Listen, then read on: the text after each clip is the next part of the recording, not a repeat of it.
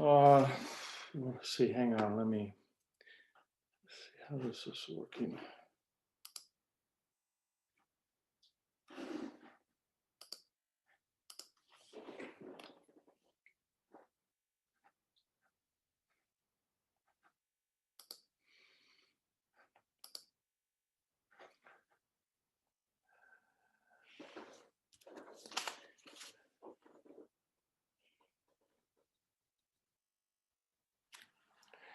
Good morning.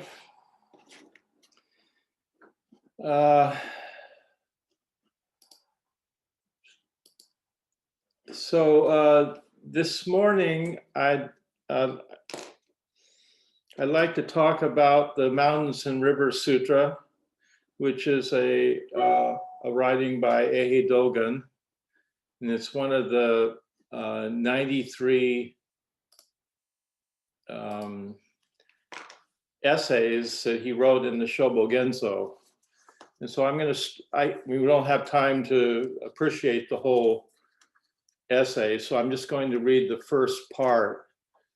And I'm going to start by reading it, and then we'll break it down. And I would ask you to, since this is the last day of our retreat, and hopefully you're a little bit dilated and opened up, to really listen to these words. Don't try to understand them.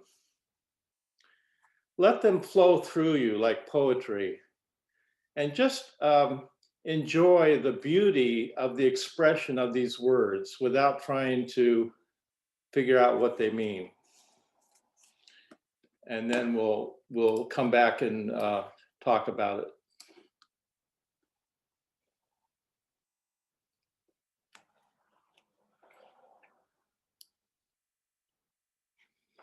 Can you all hear me, by the way? Okay. Mountains and Rivers Sutra. Mountains and waters right now actualize the ancient Buddha expression, each abiding in its condition, unfolds its full potential, because mountains and waters have been active since before the empty eon. They are alive at this moment. Because they have been the self since before form arose, they are emancipation actualized. Because mountains are high and broad, their way of riding the clouds always extends from the mountains. Their wondrous power of soaring in the wind comes freely from the mountains. Priest Dokai of Mount Fulong said to the assembly, "The green mountains are always walking. A stone woman gives birth at night." Mountains do not lack the characteristics of mountains. Therefore, they always abide in ease and always walk. Examine in detail the characteristics of the mountains walking.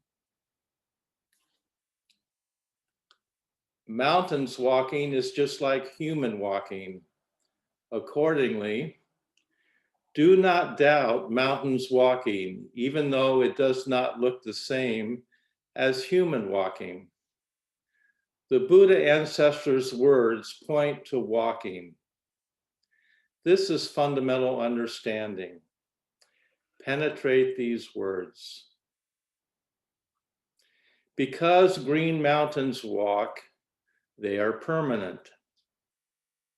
Although they walk more swiftly than the wind, someone in the mountains does not notice or understand it. In the mountains means the blossoming of the entire world. People outside the mountains do not notice or understand the mountains walking.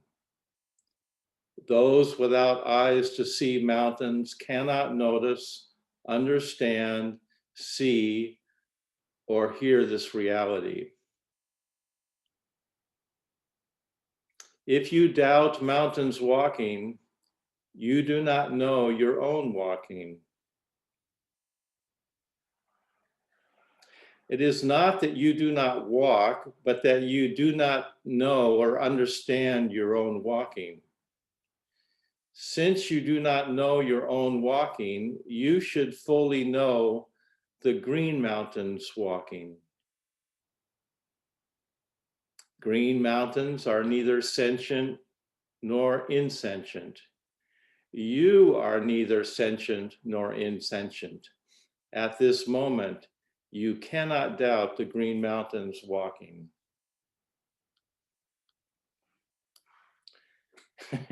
So that's the first part of this beautiful poetic essay by Eihei Dogen.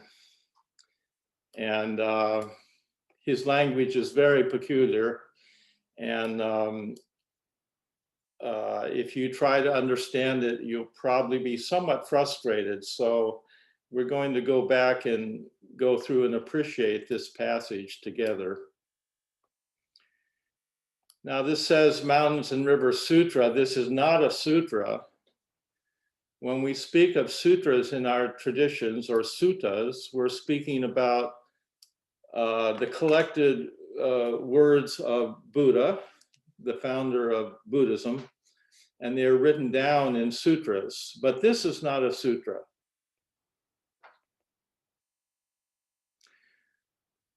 Dogen is saying the mountains and rivers themselves are the sutra.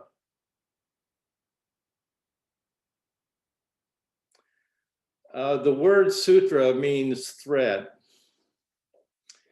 It's like a string that ties together flowers, like in hula when they string things together. That string that holds all the wonderful flowers, that's a sutra.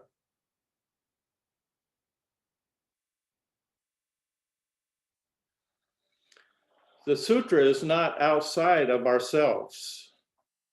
It's not out there somewhere. And this is what Dogen is writing about here.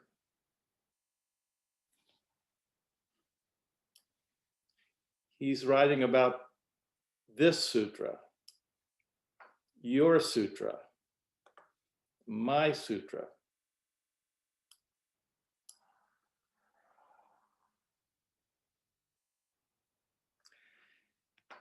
I won't go through all the history of Dogen because we don't have time here, but what is interesting is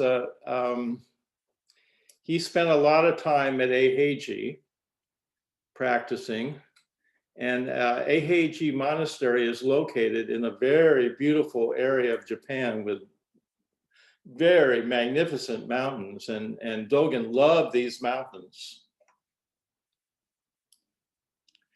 But he didn't write this particular essay at Eiheiji. He wrote it when he was 40 years old in 1240 when he was living in Kyoto. And Kyoto doesn't have any mountains.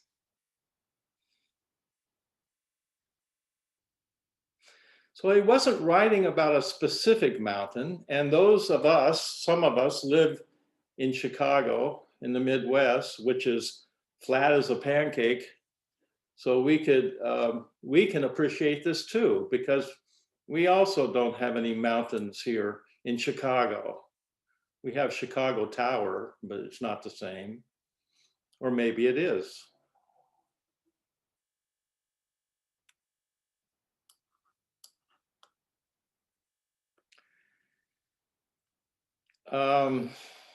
So I've been speaking a lot about Taoism lately.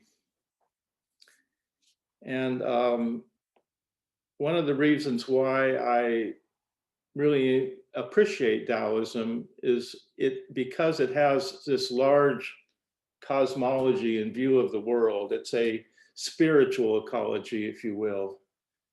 And the Taoists loved the mountains. They lived in mountains. Some of them were recluses, hermits living in mountains. And the word for nature in Chinese, mountains and rivers, is synonymous with nature in Chinese. And many of the intellectuals, artists of China, the calligraphers, the painters, the poets, they wrote and painted about mountains. And as I've said before, what I think is really important to appreciate here is that because of the nature of Chinese language, there is not this ontological separation between ourselves and the world, ourselves and the mountain. So when they were painting mountains, they were painting everything. They were painting themselves. And Dogen here, so we have to get that Dogen isn't talking about a particular mountain or river. He's talking about everything. Everything is expressing compassion. Sears Tower is expressing compassion. The prairie is expressing compassion.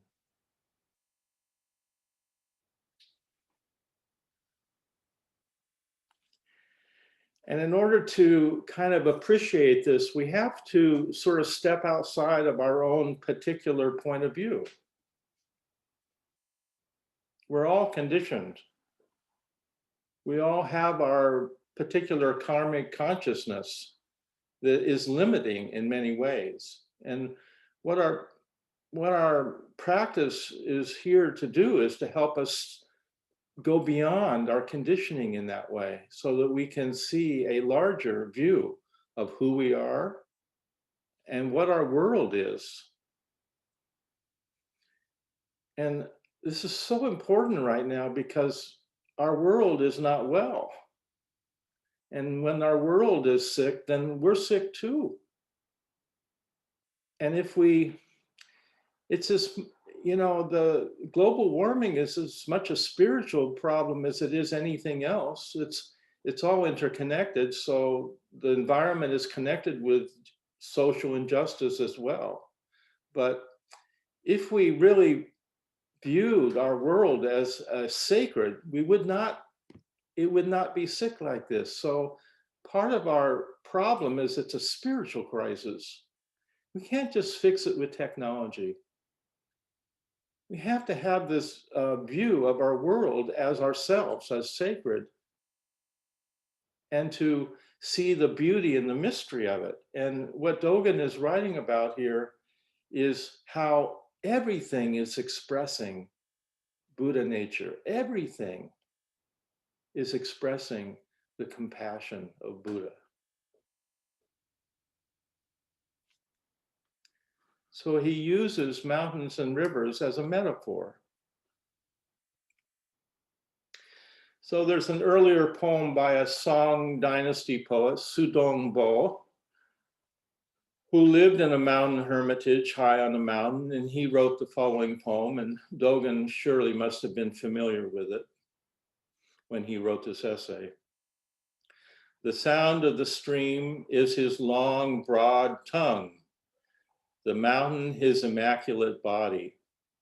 At night, I heard the myriad sutra verses uttered. How will I tell them tomorrow?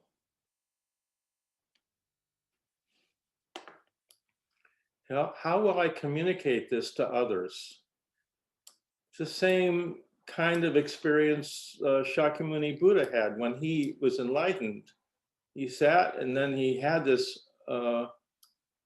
wonderful opening, this unifying experience where he said, how magnificent, I and all beings wake up simultaneously. And then he didn't know, after he'd had it, he had to sit for a very long time before he could figure, how am I going to communicate this in words to other people?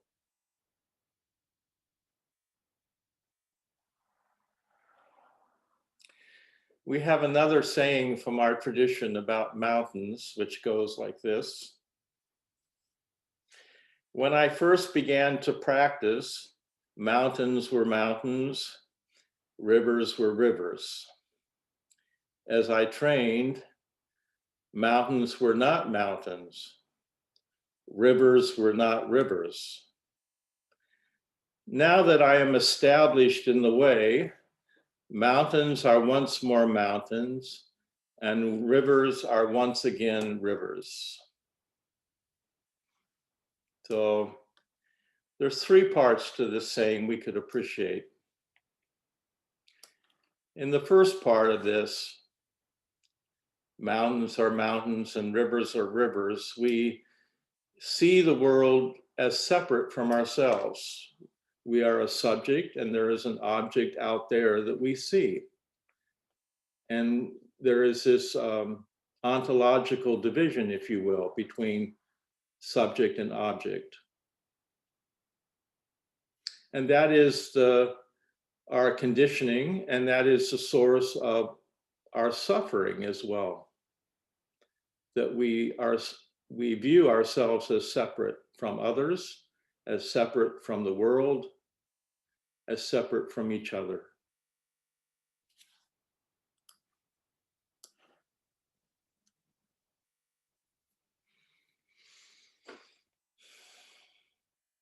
And that leads to global warming.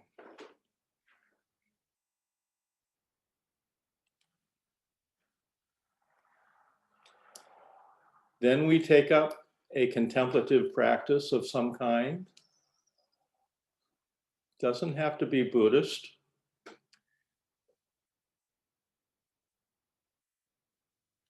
We take up a practice of exploring intimately our experience moment by moment. And we begin to see that the self we constructed is not nearly as solid as we thought, that we are not a noun separated from other nouns, that our world is not made up of things, that we are a verb, a process, constantly changing, and everything else, constantly changing, in process, in motion. And if we really follow this through with rigor and attention, we will find that the self we have constructed, it's not real. It's not bad, not wrong, it's just not real. It's way, way too small. We are so much bigger, so much larger, and our conditioning limits what we can appreciate. And so we speak of this experience as emptiness in our tradition, and it's a big word, it's an important word, and it's often misunderstood. And then if we, again, in our tradition, there's nowhere to get stuck. We can get stuck here and say, oh, I've arrived. That's not the point. Not at all. We keep practicing. We keep exploring, inquiring.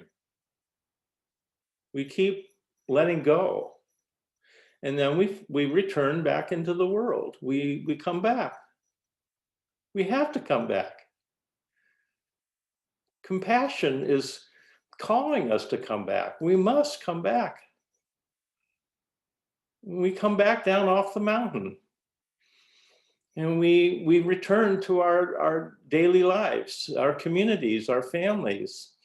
Our mundane life becomes an expression of the sacred world. We don't need to look somewhere else. Before we were looking for it somewhere else, and now it's right here. It's so intimate. It's right here in front of us. It's where you are walking. It's where you are sitting right now. It's even our computers, believe it or not.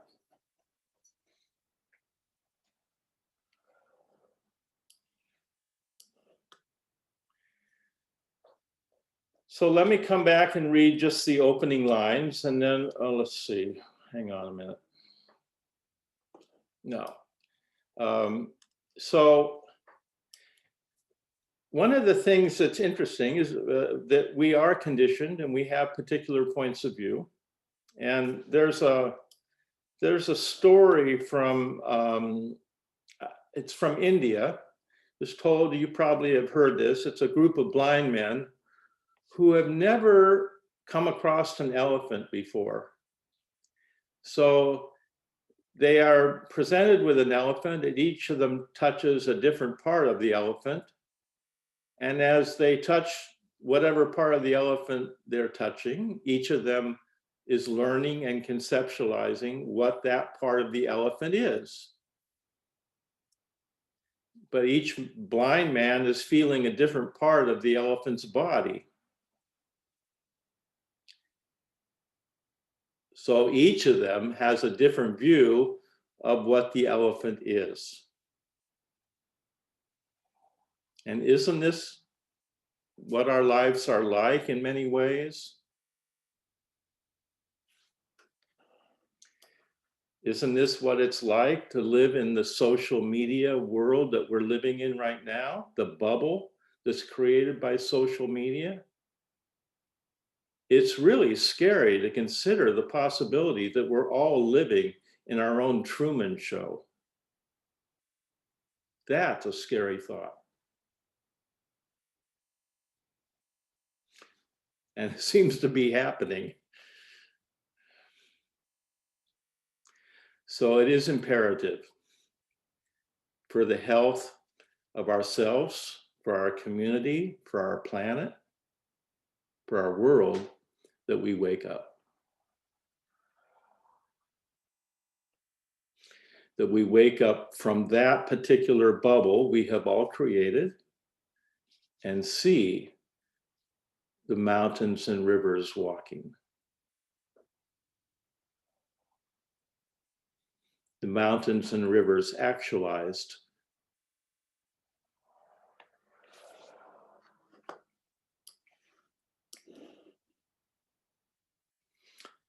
Let me read just the first piece. With Dogen, it's always the beginning of anything he writes is always the most important. That's where he's going to express the deepest truth.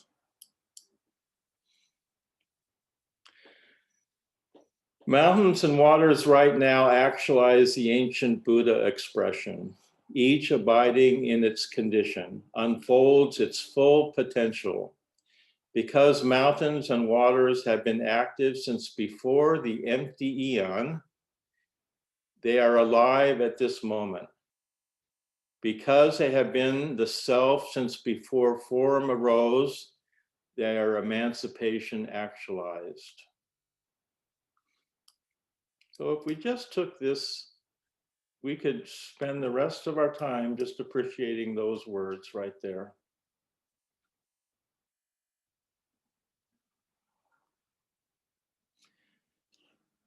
Now, with our rational minds, we could say, oh, mountains are form and waters are formless, and we could talk about that, but that seems to miss the point.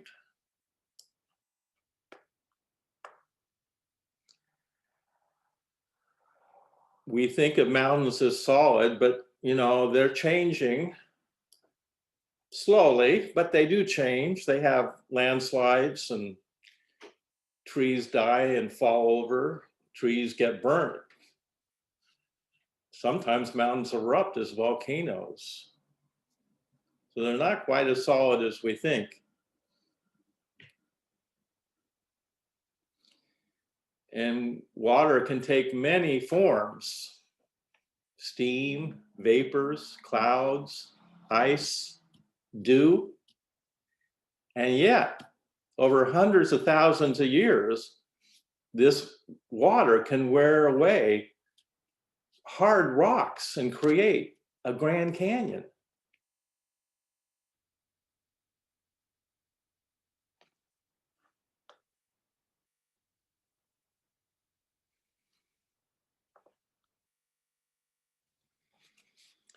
So for Dogen, mountains and rivers is a metaphor for you, for me, for ourselves, for our world. Because mountains and rivers have been active since before the empty eon, they are alive at this moment. So here he's talking about time.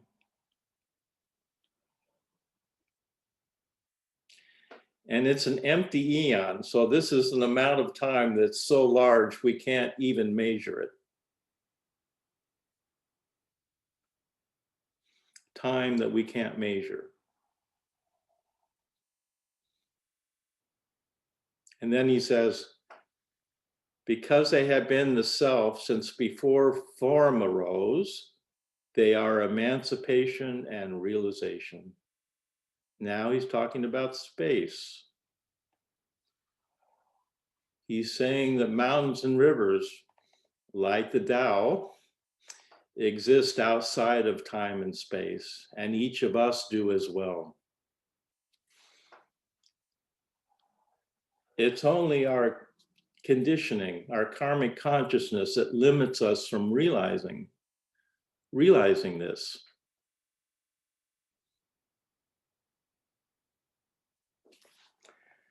I'm sure one time or another you've walked in mountains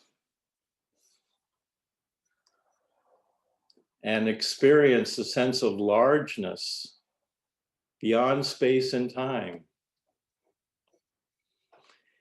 You know, it was very common in China for monks to make pilgrimages from one monastery to another.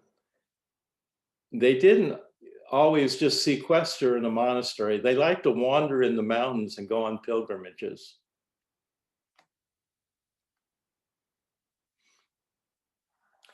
Now listen to this next passage and just enjoy the beautiful expression of these words.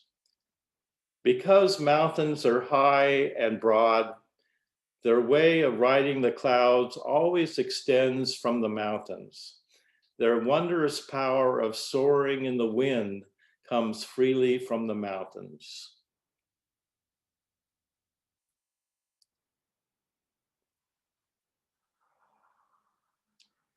Don't try to understand that. Just enjoy it. Just relax. Just let your mind just enjoy that, the beauty of that, the expression. Mountains are expressive.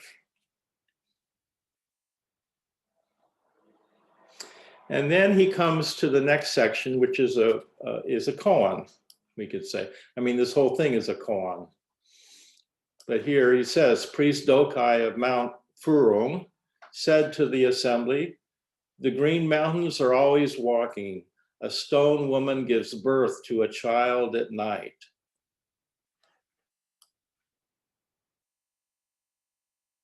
We cannot understand this with our rational mind. You have to let go. Well, you don't have to, but it won't make any sense. This doesn't make sense from our conditioned particular point of view. Usually we think our thoughts are solid like mountains, but as you practice, you begin to see, no, your thoughts are just like the wind. They're just like the clouds. They come and go. They're not solid at all. They're no more solid than you are.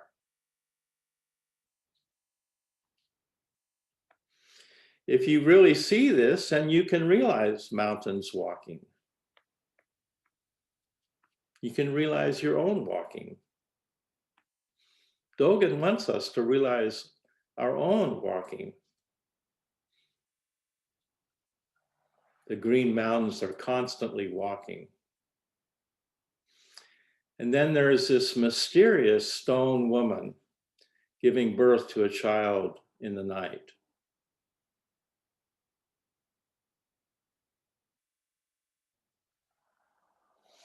It seems that this birth is taking place outside of time and space before our universe was formed. So again, Dogen is speaking in a very large way. There is no beginning here. There's no creation story. There's no something beginning at a beginning, and there's no ending. we speak of this as unborn.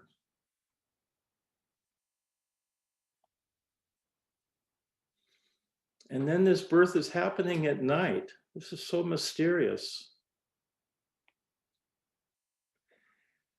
In our tradition, we often speak of darkness. We, again, as I said the other day, we often kind of have a bias for the light. But in our tradition, we have a very positive sense about darkness, because darkness implies a lack of discrimination, a lack of division, something that is not divided,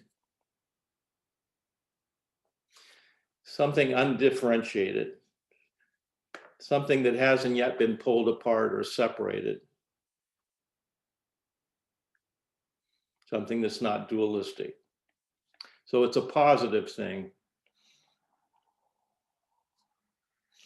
And it requires, again, that we go beyond our rational mind, which wants to be in the light. We have to let go. We really have to let go. And it's not easy. You might even call this faith. In our tradition, we speak of this as waking up. Wake up to the truth of who you are. Again, a stone woman makes no sense from our point of view of our rational mind. How could a stone woman do anything? We have another expression in our tradition: the stone woman gets up and dances. Again, how is that possible? So we can't understand this in our ordinary way. You know, when we study things in school, you learn things so that you can take a test and pass the class, and hopefully you get a good grade. But here, it's almost like we have to unlearn something. This is about unlearning what we've learned. This is about untying the knots that bind us.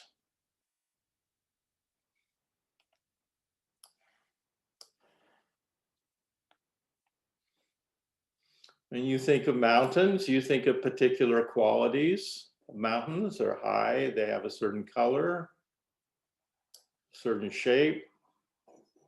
You might study the geology of mountains. Again, Dogen isn't just talking about mountains. For him, mountains are everything. So you too are like the mountains. You have your conditioning, your qualities, your own human experience, which makes you utterly and completely unique. No one has had your human experience growing up. No one on the planet. You are utterly and totally unique. And that experience you've had is part of what makes you who you are.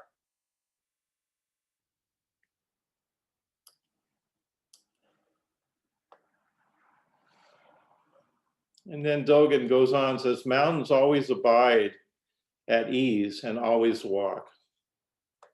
So like us, they are at rest and they are walking. Sometimes you are still, sometimes you are moving. And then he goes on and says, you should examine in detail the characteristics of mountains walking. And here he's saying, you should examine in detail your own life. You should look intimately and inquire into how you are put together.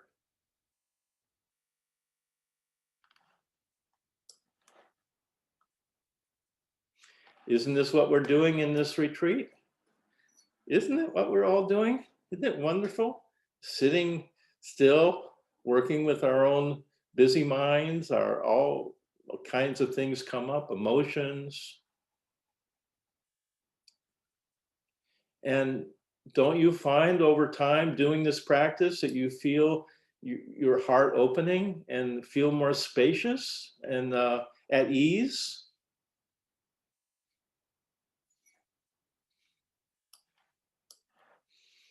You are the green mountains walking.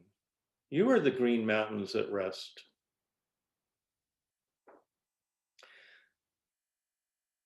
And Dogen is saying mountains have these characteristics just like you and I do. And it's not something that, this is not a self-help program.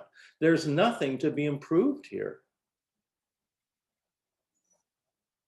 Your conditioning is, all our conditioning is partly neurotic. Let's just be humble. We're all somewhat messed up. It's just what happens. But Dogen's saying that doesn't need to be improved. He's saying you're perfect as you are, with all your flaws. It's very hard for us to accept that, to see that, to realize that.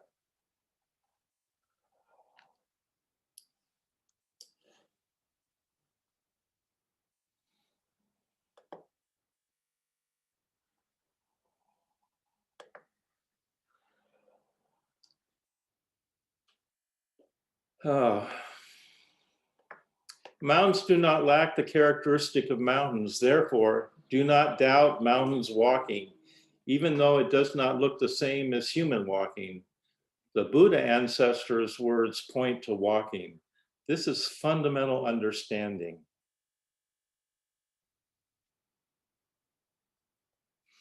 If you doubt mountains walking, you do not know your own walking.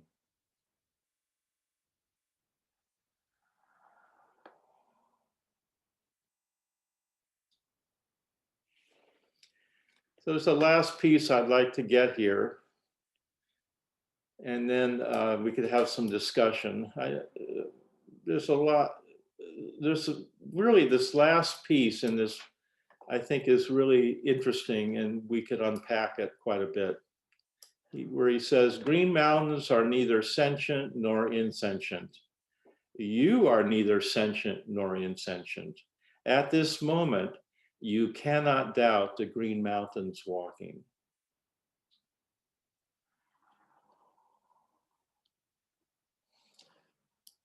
Well, the first thing this brings to mind is that there is a difference between Western and Eastern philosophies. And I'm painting here with a broad brush, so there certainly would be exceptions to what I'm saying. But in general, it seems to me that in our Western way of thinking, we have a hierarchy of beings on the planet, on the earth. There are those beings which are invisible, that are the highest. And then there's human beings who come next, who are visible. And then beneath us are animals who are beneath us in the hierarchy. And then beneath animals are inanimate forms, rocks, minerals.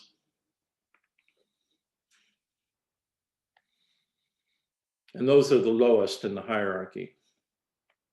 And it's that hierarchy that has actually contributed to the crisis we now have on our planet, because we use nature in a utilitarian way. We take oil out of the ground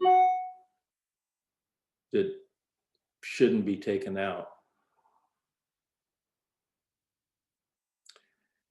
We have done so many horrible things to each other as humans. We have colonized other people. We have enslaved Africans and indigenous people and killed them as well. Now, we've had Holocausts, unimaginable killings and murders, because we've allowed ourselves to create an other. And when we can create an other, when we can demonize somebody else as other, that's the first step towards a Holocaust.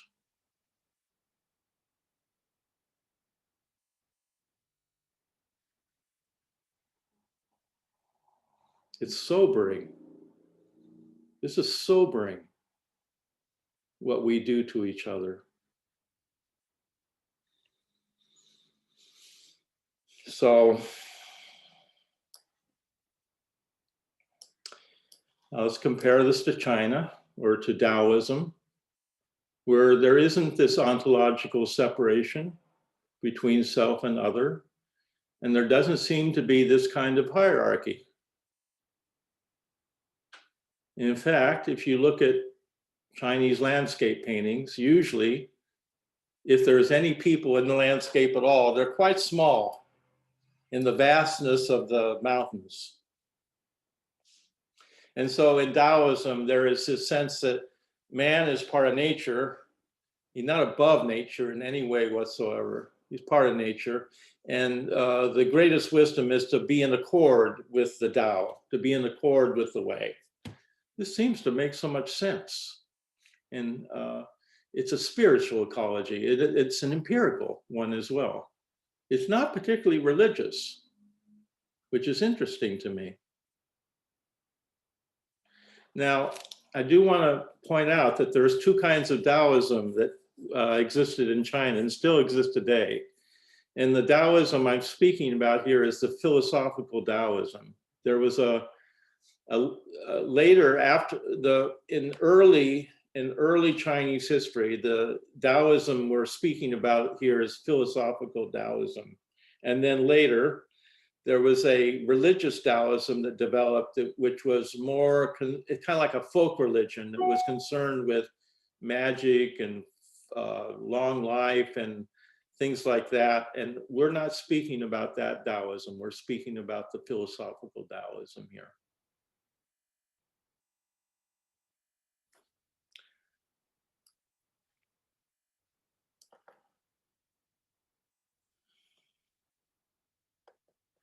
Now, we think of mountains as insentient and ourselves as sentient beings. So what is Dogen talking about here when he says that we are not sentient beings?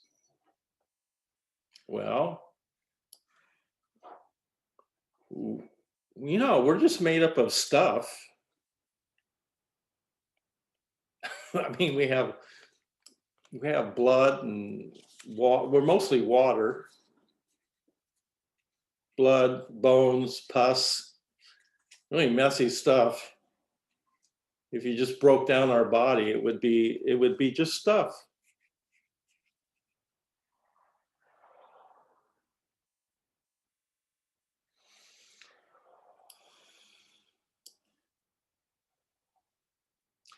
Mountains can be expressive. If you have ever lived in mountains, you will have this feeling, this special feeling about mountains being alive. People that live in the Sangre de Cristo Mountains speak of these mountains with great awe and reverence. And they will affect you. So while mountains may seem to be insentient, they do affect us and they express something.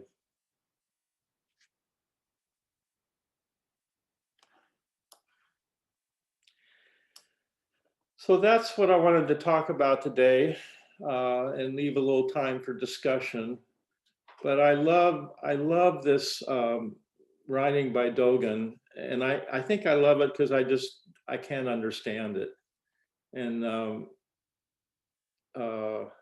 it's so expressive and poetic and beautiful to me.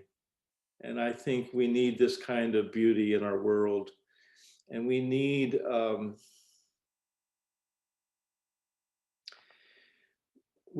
You know, yes, there's suffering and it's grim. And when I talk about the Holocaust, that is really dark.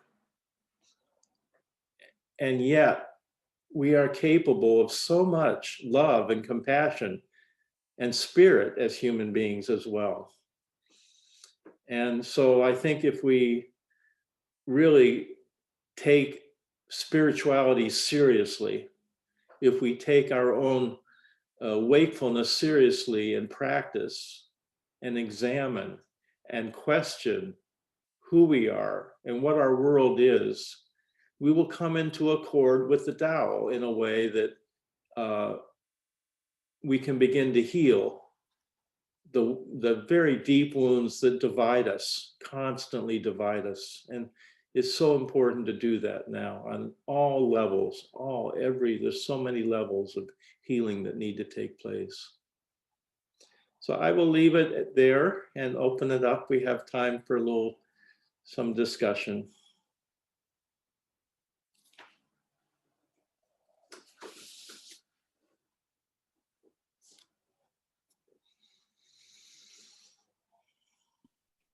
Thank you, Roshi.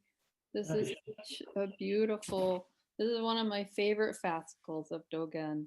Yeah. And I love the mountains walking. Sometimes I look at the clouds over Lake Michigan and they look like mountains. And they're walking in a way about that. I love that part too. The stone woman gives birth at night. I just, it's poetry really. And and so you're like, well, what does that mean to me? Did the mountain have some sort of crash in the night and there was a mini mountain next to it? What does it mean? It doesn't matter. It doesn't matter what it means. It's beautiful. Yeah.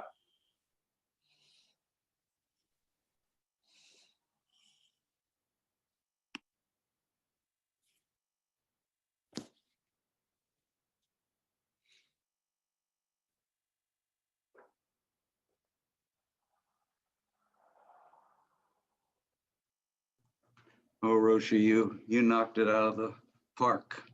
I just love it. And I have to agree with Shinko. It is one of my favorites also. I just love it. And we must be sisters, sister and brother, Shinko, because that line, stone woman gives birth to a child at night. Anything's possible. Yeah. Let go. Just anything's possible. I just love that. And when the first time I read it, I said, what? and the guy that Genzan, who I'm studying with, said, hey, sit with it like a koan. So I did, and just, the thing, I think what you really said about this is so lovely is that forget the meaning, just let it wash, the poetry of this whole thing, just let it wash over you. And it's so important to me that he starts with mountains, but he ends with water. That part that flows through us, that we are. Wow. Just, oh, well. Home run with men on bases, Roshi. I better start running instead of walking.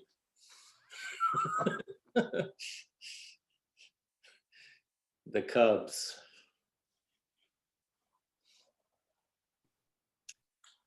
Thank you, Roshi. Good morning, everyone. Morning, Jackie.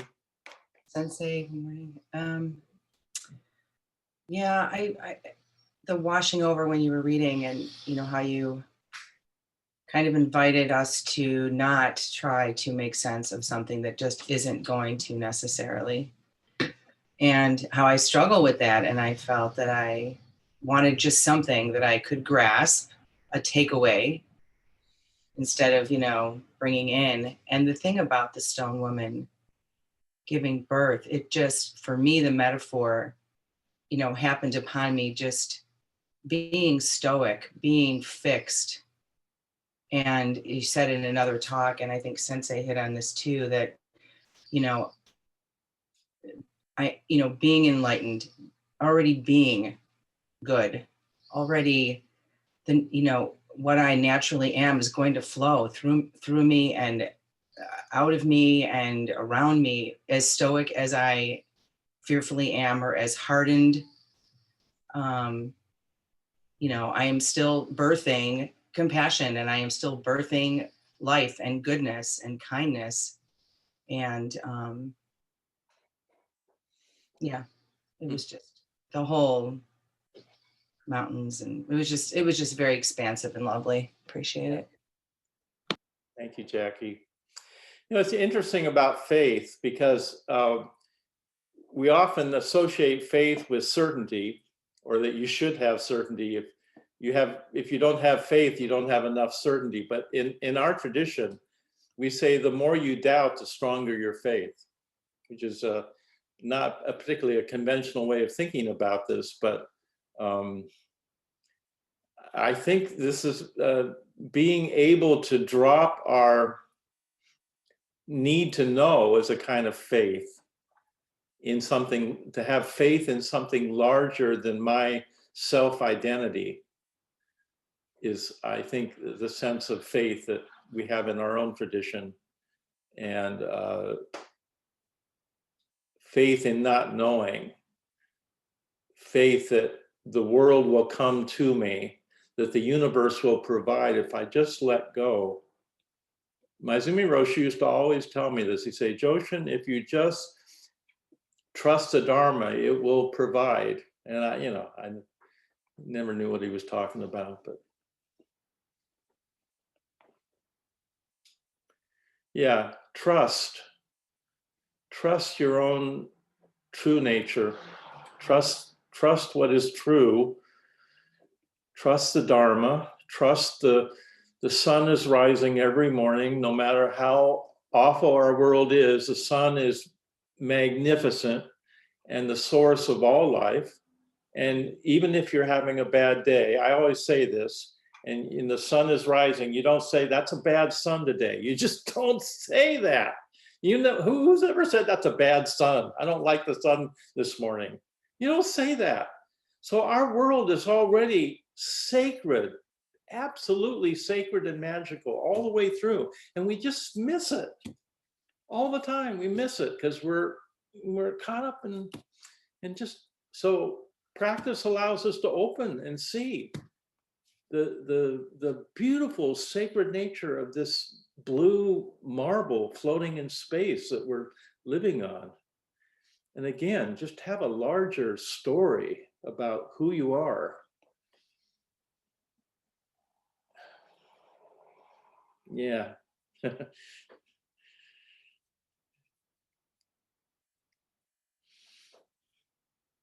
Anyone else?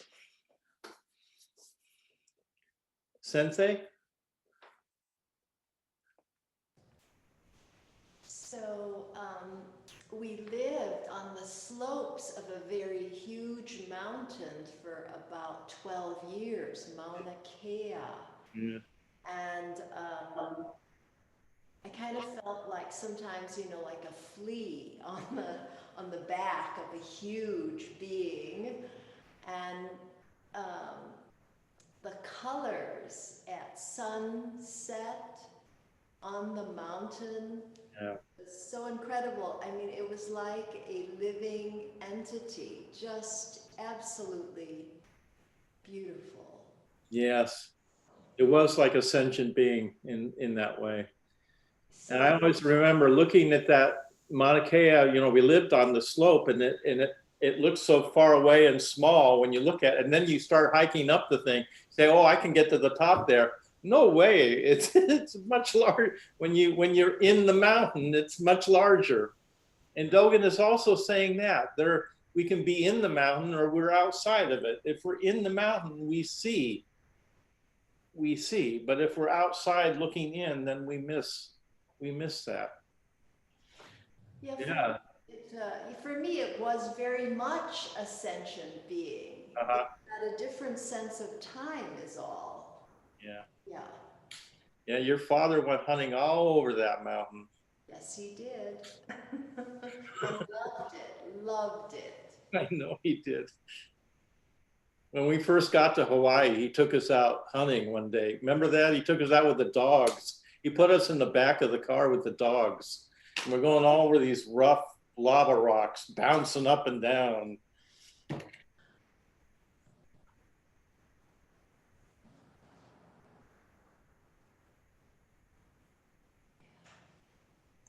You were really alive in that moment too, weren't you, Roshi? Bouncing up and down. Yeah, yeah. Yeah, I was. Yeah, so there's walking, there's running, there's bouncing up and down.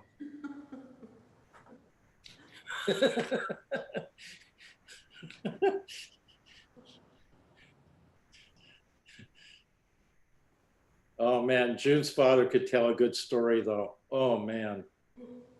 Oh. Hmm. Anyone else before we break for lunch? So we're finished. This is the last day of our retreat. And so I'll make a few announcements here. We'll have the 3 o'clock sitting, in which you can sit or you can do practice of immediacy. And then we will do council circle at 7. And there will be 2 parts to the council. One, if you're doing the practice of immediacy and you want to share something you've been doing, you'll have the opportunity to do that at the beginning before we do the council circle. So bring if you don't have to share, but if you want to, you can bring whatever you were doing and share it with us. And then after that sharing, we'll go in and do a council circle here. And the other thing I want to say is that for those of you that are in the 7-day retreat, this applies to you that are doing the 3-day, but as well, but not quite as much. You are pretty dilated right now, and you are in a slightly altered state of consciousness.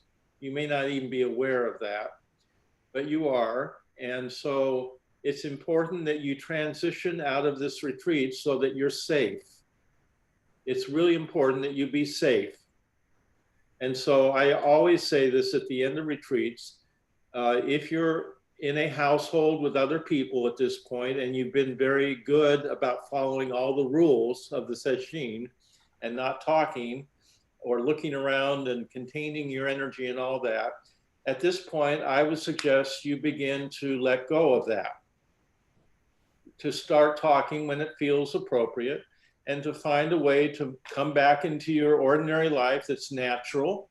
You probably find you're laughing quite a bit and you want to tell some stories or jokes or whatever. And that's all wonderful. That's the way we come out of retreat. Instead of going all the way up to the end and then being a sudden opening where you leave, let yourself gradually what's the word? I was going to say transcend. That's not the right word. Move out of the retreat into your ordinary life that maybe you have to go to work tomorrow morning. So just have this gentle transition from here to the end of the day so that you are, so this doesn't seem like such a sudden shock when the retreat ends. You don't know what I'm saying, right? Okay, so I think it's time for lunch, and we'll see you at 3 o'clock.